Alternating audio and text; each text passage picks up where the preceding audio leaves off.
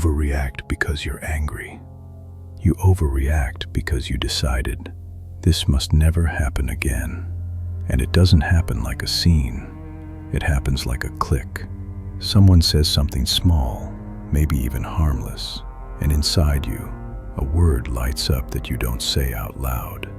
Humiliation. In that second, you're no longer defending a sentence or a situation. You're defending position, face, control. And that's where your signature starts. You don't go for enough. You go for forever. So the other person feels the boundary in their bones. That's Mars-Pluto in its pure form. Mars is impulse now. Pluto is intent to the end. And the most dangerous part, in that moment you're often not out of control. You're eerily composed, like your body switches off emotion and flips into execution mode. Your voice drops, your gaze narrows, your sentences get shorter, and suddenly you're not talking, you're cutting. You don't have to yell or swear, but every word lands because you choose what hurts. Not because you're cruel, but because your system believes a brutal logic. If you give them a crack today, tomorrow they'll turn it into a door. So you strike first, harder, exactly where it's thinnest. That's the dark talent people feel but can't name. The ability to find someone's weak spot in a second and use it like a switch for dominance. Afterward, everyone remembers only the explosion. They don't remember the subtle jabs, the joke with teeth, the moment you realize someone was testing you in front of others. They just remember you overreacting. And that's the tragedy. You think you saved the boundary, and you often burn the bridge. And it's not just the relationship. It's trust that never fully goes back to how it was, and the inner peace you pay for later, for hours and days. Because Pluto doesn't do a little. Pluto leaves a mark. And afterward, you're left with that feeling like you were forced, like you had no choice. But the choice exists. It's just not in calm down or count to 10. The choice is recognizing exactly what triggers humiliation for you and why control became the same thing as safety. One more thing. Your overreaction is often a message to a third person in the room, not the one who poked you, the audience. Because somewhere in you there's an old vow. They will never see me as weak again. And that's how a moment turns into a demonstration of power. And demonstrations of power always come with a price. Let me show you what this looks like in 3 completely different situations, and why it's always the same trigger, just a different stage. First, work. A meeting, a table, people, everything normal. Someone cuts you off mid-sentence, smiling, in that slick tone that sounds polite but carries a message. My turn. Something rises in you, not because you're sensitive, but because in that 1 second you hear the subtext. You're not important enough to finish your thought. Mars kicks in, fast. But Pluto doesn't move like anger. Pluto moves like intent. You store details, and when your moment comes, you don't say, "Don't interrupt me." You make a precise, cold move. You expose a contradiction, correct a number, steer the topic so the person feels revealed. You don't have to raise your voice. It's enough that everyone understands who's dominant right now, and you get balance. But the cost arrives later. That person doesn't forget what it felt like to be taken down in front of everyone. You think you protected the boundary, but you actually sent a signal. Touch me, and I'll go all the way. And now the games start behind your back. Second, relationships. The trigger is more insidious because it's not a fact, it's a label. Your partner says, "You're being dramatic again," or "You always overdo it." In that moment, the content of the argument isn't attacked. You are. Your experience, your legitimacy, like your feelings don't have the right to exist here. And that's where many people make the switch. Instead of staying vulnerable, they become dangerous. Instead of that "hurt me," it becomes Here's the bill for everything. And Mars-Pluto becomes both the most efficient and the most expensive. You pull old conversations. You drop the sentence you've kept like a bullet. It ends fast. They go quiet. They retreat. You get silence. But silence isn't closeness. Silence is distance. And distance triggers you later because it looks like rejection, and the loop closes. To avoid humiliation, you tighten control, and you kill the very thing you needed, safety between you. Third, friends or family. The terrain where people wrap poison in a joke. Someone pokes you in front of others, laughing. That's just how he is. He always has to be the smartest. Everyone laughs. It's not an attack on your argument. It's an attack on your reputation, an attempt to drop you one rung lower in the room's hierarchy. That's where the deepest Pluto ignites. I will not be shamed. Maybe you don't react immediately. Maybe you let a few seconds of silence pass, and that silence changes the air. Then you say one sentence, calm but surgical. Funny how you hand out labels to me, yet you can't keep your own word. And now it's not a joke. Now it's a verdict. And the twist is always the same. Afterward, people remember that you ruined the vibe, and they rarely remember who put the poison in first. Here's the truth. The problem isn't that you see things. The problem is that in the trigger, you choose a weapon. In that moment, your system isn't looking for a solution. It's looking for a win. And wins come with a hidden invoice. People start adjusting, tiptoeing, handling you carefully. You feel it later as distance. They don't pull away from you when you're calm. They pull away from not knowing when the click will happen. Now let's go to what people usually skip, even though it's the heart of the whole thing. What happens inside you in the 1 second before you overdo it? You don't explode out of nowhere. You explode after a microscopic moment when your body decides, this is a threat. And most of the time, it's not a threat to your safety or your reputation in any realistic sense. It's a threat to your control over your own dignity. And that's where Mars-Pluto becomes brutally logical. Mars says react now. Pluto says react so this never happens again. So the goal isn't to respond. The goal is to set an example. In your head, it can look like justice, truth, boundaries. But underneath is the primal instinct. I won't be small. I won't be crushed. I won't look stupid. And all of it has one thing in common. It's not about the event. It's about status. A lot of people think they're too sensitive, but here it's often not sensitivity. It's hyper-alertness. You catch subtext before others register tone. You see microaggression, hierarchy shifts, boundary tests. That's a gift and a curse. When you see too much, you start reacting to what hasn't even fully happened yet.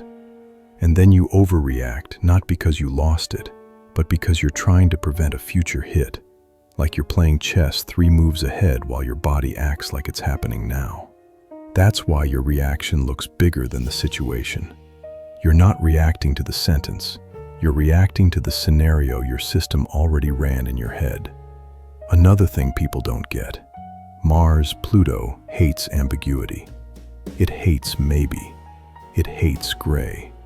And gray is exactly where the biggest power games live. Passive provocation, irony, I'm just kidding, half messages, a look that says one thing while the mouth says another.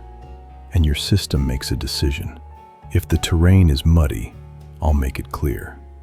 So the cut arrives, the sentence that slices, the move that exposes. Because Pluto wants truth under the mask. It wants to show who is who. And when it happens, you often feel good for a moment. Relief, finally. But then comes what hurts. People don't thank you for truth when truth humiliates.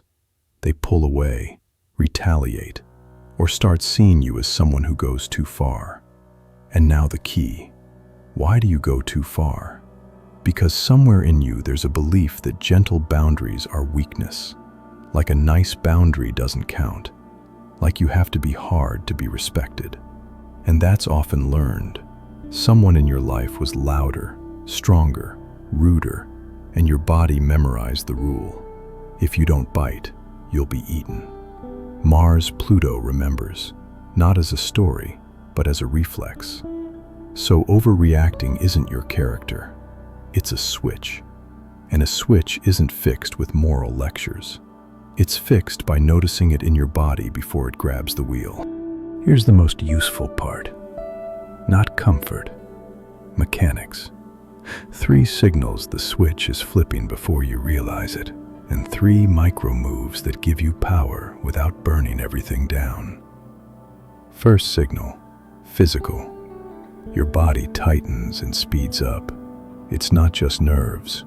Your chest fills with air like you're about to sprint. Your jaw locks. Your tongue hunts for a sentence that will cut.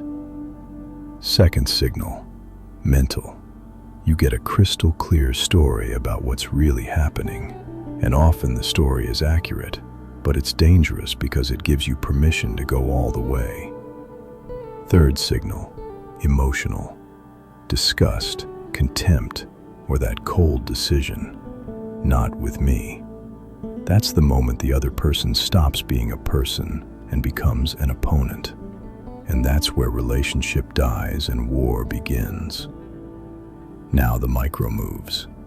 First, a 3-second delay, not to count to 10, but to interrupt the automatic loop. Mars-Pluto wants instant. You insert a micropause and you're saying, "I'm driving." In those 3 seconds, you don't try to be calm. You do one physical action. Drop your shoulders, release your jaw, exhale through your nose. Second, translate the attack into a question. Not a begging question, a stripping question. Instead of hitting back, you aim a spotlight. Just to be clear, are you interrupting me because it's urgent or because you think what I'm saying isn't important? Now they have to choose, admit rudeness, or correct themselves. Third, separate boundary from punishment. A boundary is information. Punishment is drama. Boundary. I'm not continuing if you keep interrupting me. Punishment. You're always like this, and now I'm going to prove you're pathetic. The difference is massive. Boundaries protect you. Punishment tries to control them. And that's where Mars-Pluto usually loses, because it tries to manage someone else's nervous system. So give yourself a simple exit. When someone drops a small doubt about your worth, don't take the bait. Stay calm and say, "Noted," and keep going. In rooms like that, the first person to get rattled already lost a little. You don't have to kill the trigger. You have to change the rule of engagement. The moment I feel a threat, I take the wheel back. I ask the question. I set the boundary. And only then do I decide whether this becomes war or conversation. Here's the part many people feel but rarely say out loud. Sometimes it's easier to be dangerous than to be calm. Because danger is clear, it has shape, it has direction. Calm is softer, without adrenaline, and it asks you to stand there without armor, without the old identity of "you can't mess with me." And that's where Mars-Pluto shows its real function. It's not just anger, it's the instinct to keep dignity under control. It often goes like this. Someone challenges you, dismisses you, pokes you. Your body tightens. The impulse lights up. Now. If you cut with words and take control, you feel relief, like you restored balance. But if you hold back, a void appears. Not peace, a void. And people misread it and think, "So that's who I am." No, it just means your system learned that relief comes only after attack. Like sharpness is a valve, like dominance is medicine. That's why calm afterward can feel like lack, like something never got finished. And inside that void, compulsion grows. One more text, one more comeback, one more argument to make it clear, one more move to confirm the win. That's Pluto, the need to close the loop, control the impression, avoid an open ending. That's why overreacting isn't only the moment. It's the continuation afterward, when the scene is over but your body is still fighting. Here's the twist. You think you overdid it with your words, but often you overdid it earlier, in how big you made the stakes. Mars Pluto whispers, if you let this go, you lose respect. But reality is often more banal. People are clumsy, stuck in their own movie, their own fear, their own need to look strong. Your system doesn't react to objective truth.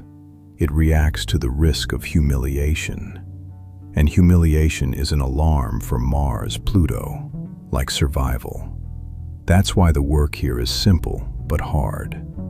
Teaching your body that humiliation isn't death, that one sentence doesn't define you, that you don't have to prove anything in a minute, that you don't have to close the situation with sharpness, you can close it with presence. Real power isn't winning every scene. Real power is not letting the scene decide who you are.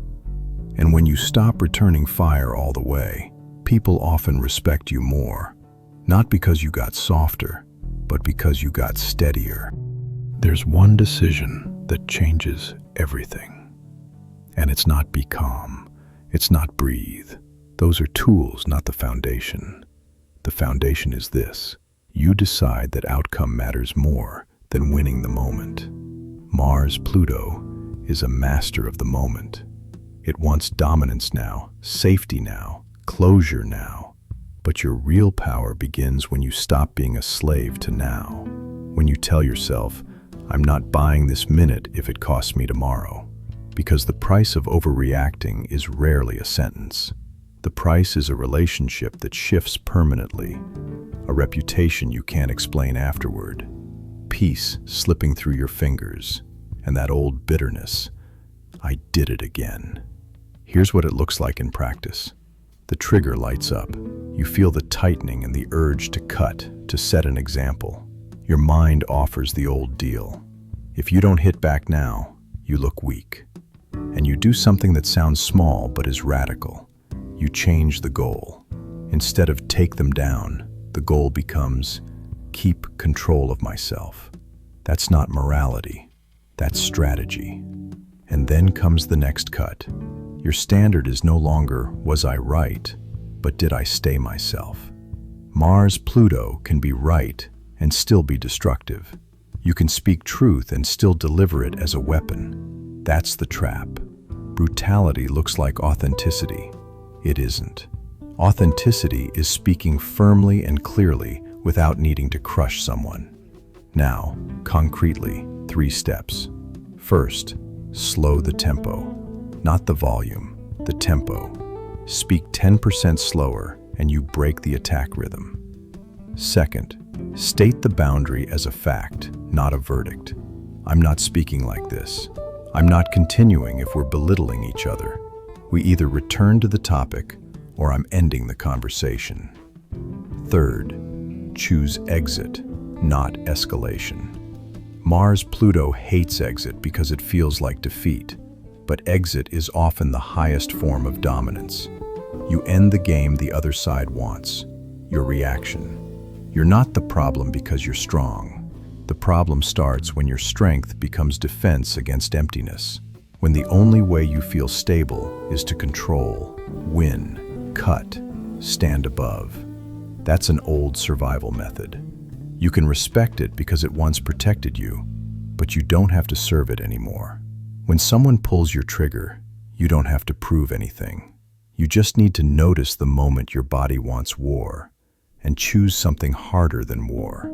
Space, presence, staying there without destroying everything around you. Because real power isn't winning the conflict. Real power is not losing yourself inside it. And that's the shift. your body gets a new experience. It can stay whole even when it doesn't win. It can be safe without controlling everything. In the end, what changes your life isn't never overreacting again. It's the first time, right in the second you would normally go too far, you stop and you stay yourself.